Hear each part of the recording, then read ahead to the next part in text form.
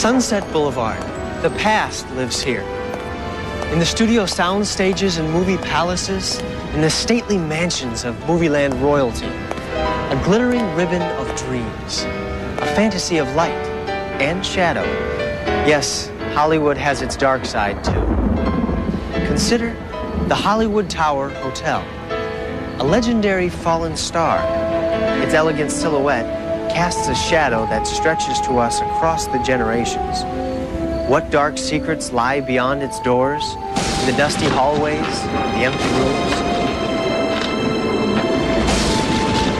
You'll soon know, for we're all about to enter the Twilight Zone Tower of Terror.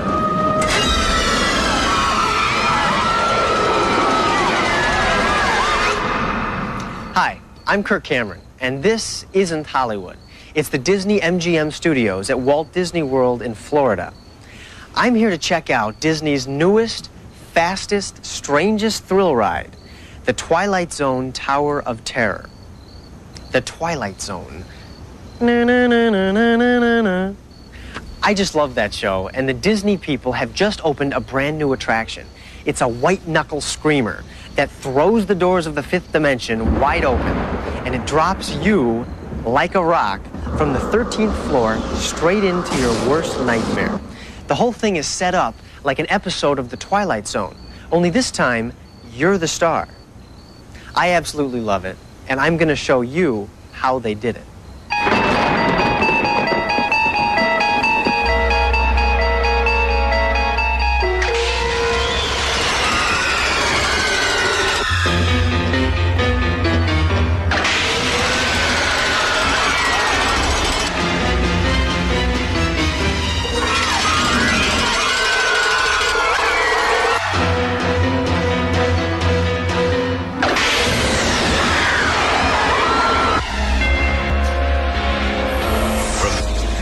Studios, Walt Disney World, Florida, the making of the Twilight Zone Tower of Terror.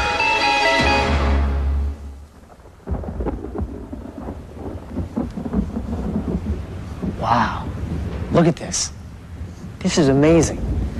We are in the lobby of the legendary Hollywood Tower Hotel. No one has set foot in this place since one bizarre night more than 50 years ago, when something unexplainable happened.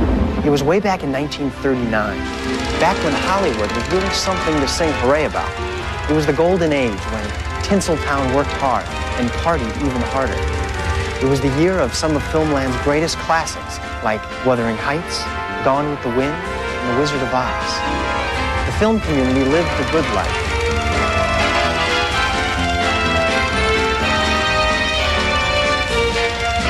And the good life never got better than at the elegant, some might say decadent, Hollywood Tower Hotel. That is until one dark, rainy Halloween night. A freakish lightning storm seemed to hang the tinsel on Tinseltown. Anyone who was anyone was partying at the hotel, none of them suspecting what ominous fate lay ahead. Legend has it that when those 5 people stepped into that elevator, it took them up to the 13th floor. Pretty strange for a hotel with only 12 floors. When lightning struck, the awesome power of that mysterious force blew out an entire wing of the hotel and sent the elevator plummeting at an incredible speed. 5 unsuspecting guests vanished into the unknown.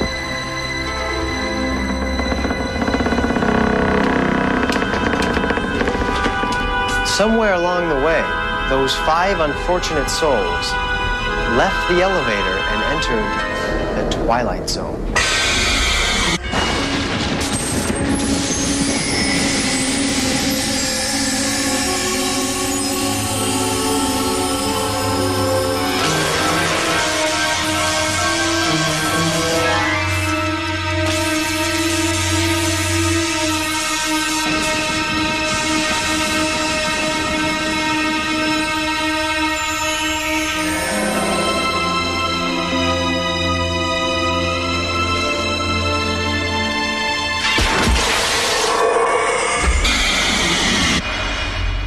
Anyway, they closed the hotel that night. Now, some people say the spirits of those 5 people still walk the eerie hotel corridors to this day. Others say the bellman survived. But come on, you saw that thing fall. I mean, nobody could survive that. But it was a great story, and Disney thought it was a great story too. In fact, it was so incredible, they recreated the Hollywood Tower Hotel brick by brick here at the Disney MGM Studios, just to plunge you into an experience that would last a few terrifying moments, but feel like an eternity. The decision to build a thrilling, state-of-the-art attraction of this magnitude came from Michael Eisner, the head of the Walt Disney Company. Our parks, our concepts, our movies are not for children, and they're not just for adults, they're for everybody. And even though this is a monumental thrill ride, it is one that you feel totally safe and that you have a more than just a thrill experience. You have the intellectual experience of going into the Twilight Zone.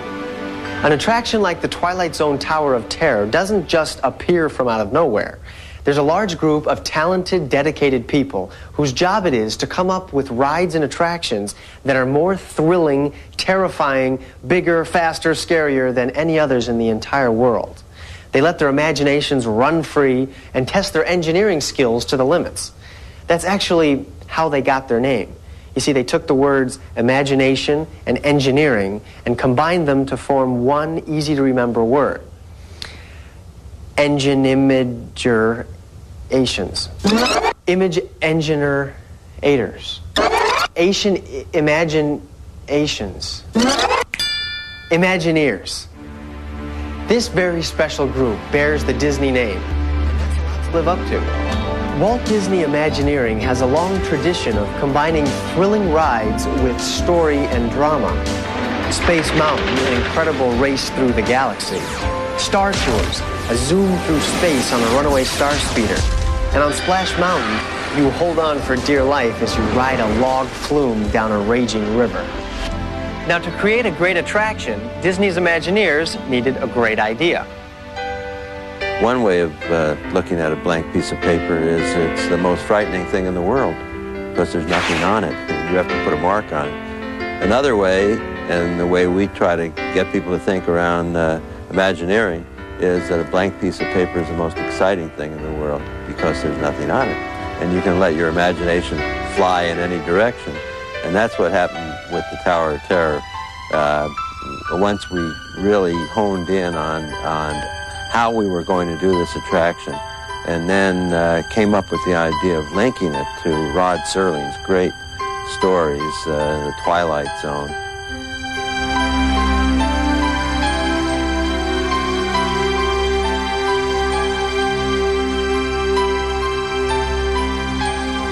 I think that was the magic that brought it all together, because it gave us a whole framework to hang all the ideas on. Once they had the concept, it was time to add a compelling story. Rod Serling every week said he unlocked the door to another dimension, to the 5th dimension. So we thought, we'll take you there. This is something he couldn't do. He showed stories about this place. But we thought, if we could actually put you in the Twilight Zone, this would be something unique. Invariably, the stories dealt with ordinary people in ordinary situations that have an extraordinary thing happen to them.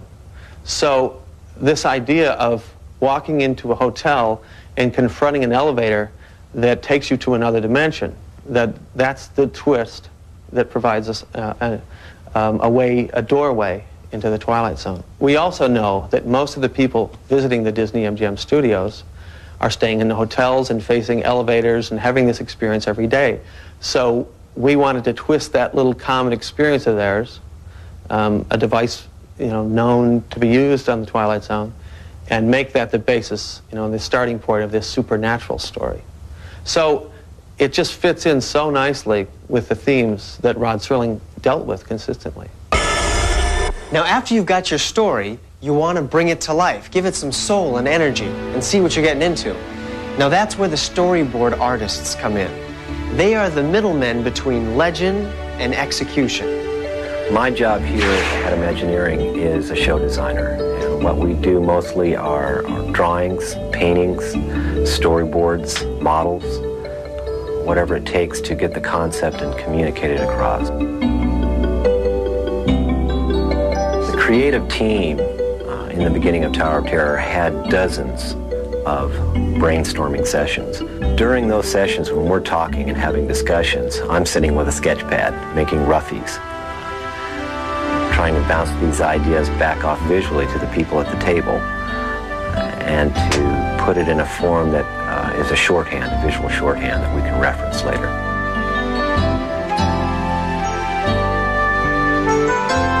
One of the guiding intentions behind the attraction was that we wanted to reflect the opulence of 1939 Hollywood, but show it in a state of neglect, show it in a state of disrepair. If you came into a once elegant room, you should now be able to smell the dust and mustiness of it. There should be signs of wear and tear, of patina that had grown with age on something that was once very, very shiny, very glorious. One of the most satisfying things for me as a designer on the project is to see it go from concept discussions to all kinds of sketches and paintings, to seeing it become a real environment that people can walk through, that you can see their expressions, enjoying and experiencing this story. The Twilight Zone Tower of Terror isn't only Walt Disney World's newest and tallest landmark, it's an absolute work of art and the ultimate multimedia thrill attraction. It's almost 200 feet tall, and they used over 3 million pounds of steel, over 145,000 cubic feet of concrete, and 27,000 roof tiles to build it. 10, 9, start. 6, 5, 4, 3, 2, 1, 0. All engines must go down. We have liftoff. 32 minutes past the hour.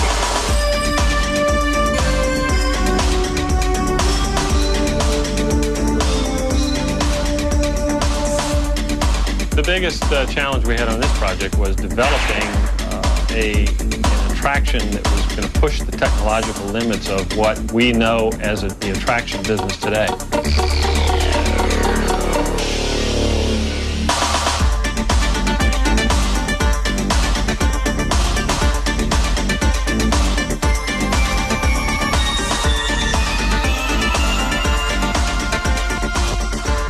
One of the most interesting challenges of building an attraction for Disney is that we try so hard to make everything look like it's not. We build a brand new facility, and then we come in right behind it and we try to make it look 65 years old.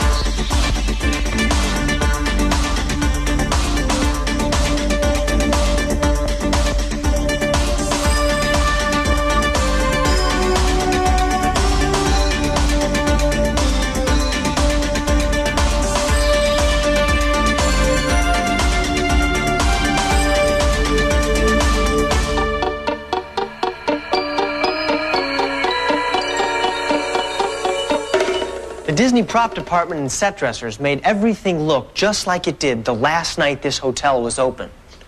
There are real letters in the mailboxes.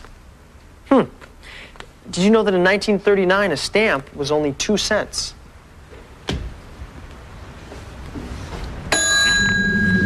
Hey, it really rings. You rang, sir. I was just playing with the bell. Sorry.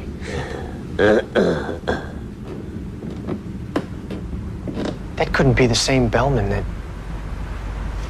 No. Well, hey, look at this. This is the same pen the guests use to sign in. Wonder what's in here.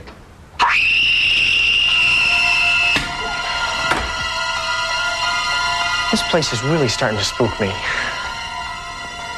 Part of the challenge of working on the interior of the Tower of Terror was not only creating a time period, but capturing it a short while after it had been built and frozen in a moment in time as everyone vanished. So throughout the lobby, we have little stories that can be seen and are told through a matter of props and set dressings of what people were doing at that moment. In researching the time period, we had to really uncover what was popular at the time and what people likely would have been doing in that hotel when it finally shut down. Right here.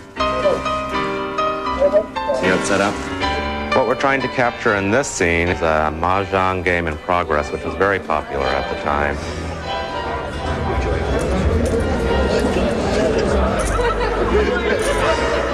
And we have a coffee set up. We have a set of flowers that was delivered with it that has long been dead. All of the lighting fixtures in the Tower of Terror that were provided for us by Character Lighting were acquired from a building of similar size, age, and style as our hotel here. The 1920s pattern on the tapestry was our guide for the rest of the colors in the room.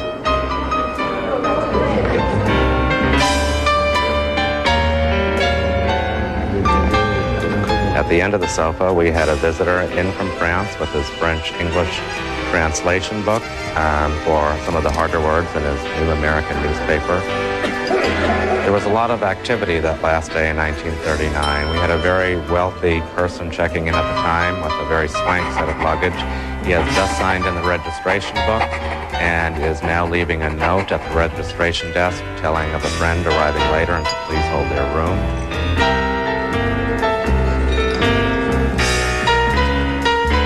Another guest had just checked in and has obviously come in from a much colder climate. He's taken off his overcoat and hat.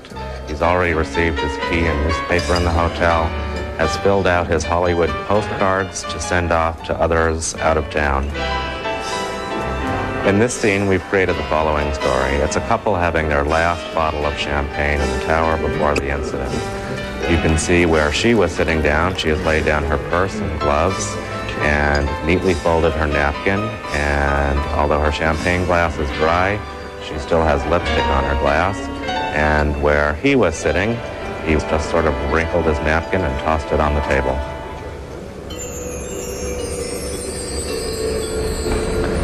Picture, if you will, a group of ordinary high school kids. They're out for a night of fun at the Disney MGM Studios. Little do they know, they're about to be thrust into the darkest corners of their imaginations, to become players in their very own episode of The Twilight Zone.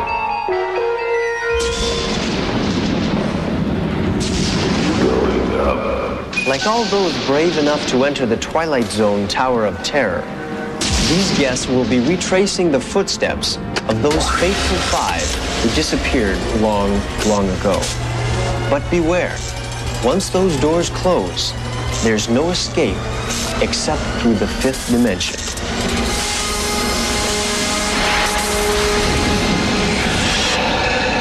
That took the smirks off their faces, and it's only the beginning.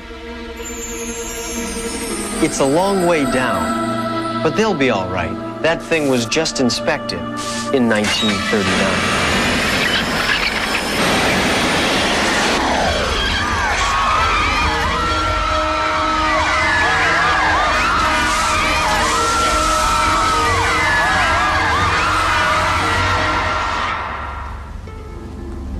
Submitted for your approval.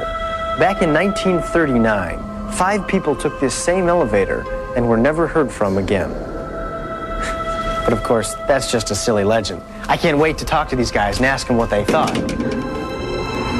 Going up. I don't think so.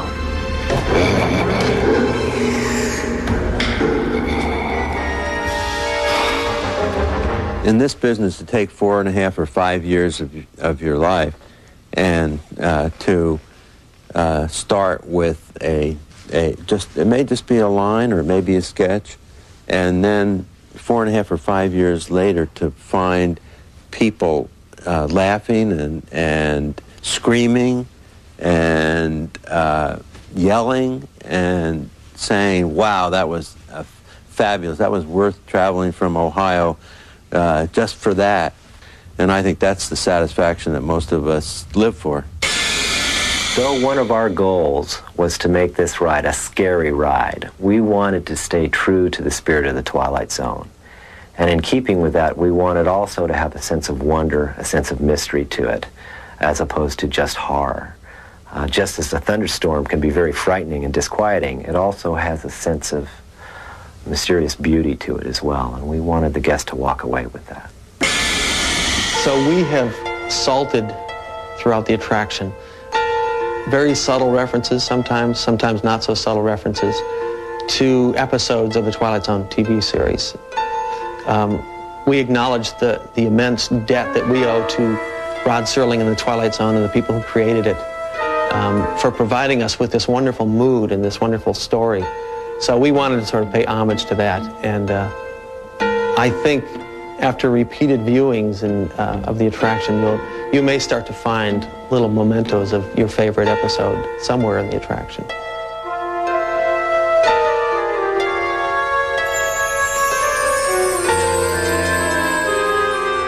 So keep your eyes open. So what have we learned? That Disney knows what they're doing when it comes to giving you the thrill of a lifetime? Well, yes, but we've always known that. What we didn't know is that when you get into an elevator, the floor you choose is not necessarily the floor you end up on. And the next time you need a hotel reservation, if you want an experience that you'll never forget, make sure the hotel you choose is the 4-star rated Twilight Zone Tower of Terror.